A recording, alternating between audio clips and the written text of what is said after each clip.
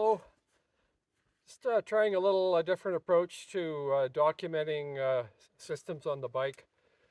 This particular bike is a fat bike. It's a rolling Dale um, titanium bicycle built by Dale Marchand in St. Albert, Alberta. And all of the luggage has been built by myself and designed as well. So just going to kind of quickly roll through what lives where for winter bike packing. I'm set up here for probably down to around minus 20 or 0 Fahrenheit, so minus 20 Celsius, 0 Fahrenheit, and I'll start at the front of the bike. So this has my sleeping mat, an inflatable pillow, and also an inflatable air mattress. So I've got an Xterm um, inflatable mattress, and I've got one of the Thermarest Z mats that folds up. So this weighs about 1.1 kilos, including the bag. And I really like having a nice light weight on the front of the bike. I just find it's not fatiguing at all. It's held in place with the Bike Packers Foundry loop bar harness system. So you can see the two straps here, and then there's the main 2-inch strap, which is designed to protect the bag from head to damage. And also, if I was if I had less tire clearance, it protects the bottom of the bag from any contact with the tire. I've also got the two ends held up with the bag. This isn't really necessary in this case because it's a rigid load, but if I wanted to have extra stuff, I've got this bag is quite long. You can have a whole bunch of rolls sticking out, so it's a quick extra spot to store things.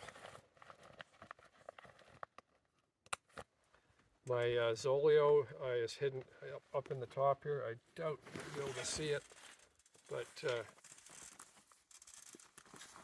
yeah, I'm hung up in the trees. First time doing this, so bear with me. Wahoo's on here, and I've got my my headlamp. So this the whole front end of the bike here is probably really only probably 1.5 kilos, including all of the other stuff. This side here is food. This is basically my day riding calories, and I can pop this open and eat right out of the bag if I need to. Obviously, in the conditions I'm in right now, I can't do that. But if I was on a gravel road or something, or even on pavement, I could do that. This bag is a very similar design to the XL straddle bags that Sarah sells on the website. This one just happens to be made out of Packraft fabric. It's a prototype that I'm playing around with, as is this waterproof dry bag. The dimensions on this dry bag are the same as the flexi roll that Sarah's selling. This custom full-length top tube bag, and in here is where I keep my Aquabot.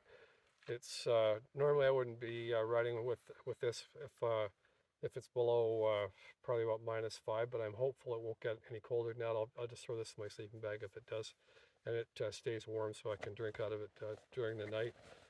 And then this bottom end here is all of my electronics. It's basically I think it's a 3-liter dry bag that has everything in it, and it's a Sea to Summit dry bag, so it keeps everything protected. And this bag is relatively heavy. This one's probably around 1 kilo, and so I've got roughly 2 kilos of weight in the top tube bag, but it's extremely stable because it's held in place here and here. This is another example of the interlocking Velcro attachment system that Bike Packers Foundry uses. And inside my frame bag is where I've got my tent poles and all my repair gear for the bike, including pinion parts. If need be, I carry a spare belt and other things to repair the bike. Have not had to do that in many kilometers, so I'm touch wood, I'm very happy with the pinion drive system. And on this side, I've got I won't show it, but I've got my bear spray in a holster. Um, Riding up here, I'm pretty confident that there's no bears in the area right now. Um, they're down lower where there's not as much snow.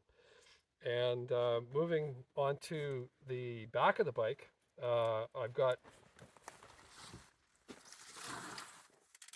these custom panniers, which is in a separate video. Um, so this side is what I designate as my wet side. So this is where I've got my tent and all of my out waterproof rain gear. So I've got full zip rain pants. I've got a rain jacket. A few other odds and sods. I've got an extra fuel bottle in this side, and as I mentioned, the tent poles are inside the frame bag. And then this side is the dry bag. They're both waterproof bags, but I designate as sort of the dry storage. And in here, I've got my entire sleeping system, all my spare clothes, so spare merino base layers, and I've got one down. What is it? It's a Hyperion 20-degree down sleeping bag from Thermarest, and I've also got Rab down pants, Rab down booties, outdoor research down beanie, which I wear, and I've got another down parka in here with a full hood on it. So that's how I get with this guy, which I wear quite a bit.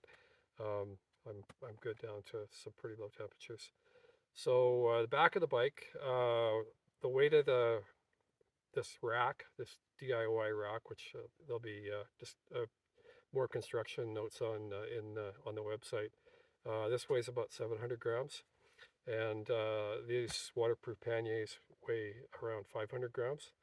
And then the contents that I've got on the bike here is about probably around right around 3 kilos, so or 3,000 grams. So total weight on the back of the bike is about call it 4 kilos, and so it's very stable. You can see the center of gravity is nice and low. The rack is tilted forward to also help with that. I've got tons of clearance for my boots.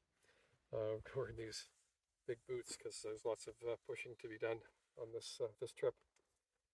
And yeah, the only other thing to note is that I've got the reason these bags are zippered on this side is I know they're both full length double zip, so you can.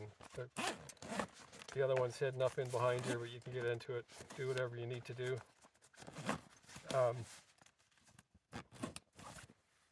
This bike sits inside the vestibule of the tent, so the handlebar is at down where my feet are at the far end, and it's a Hubba NX, which is an MSR tent. Been really happy with them. I've got many nights in them without any issue.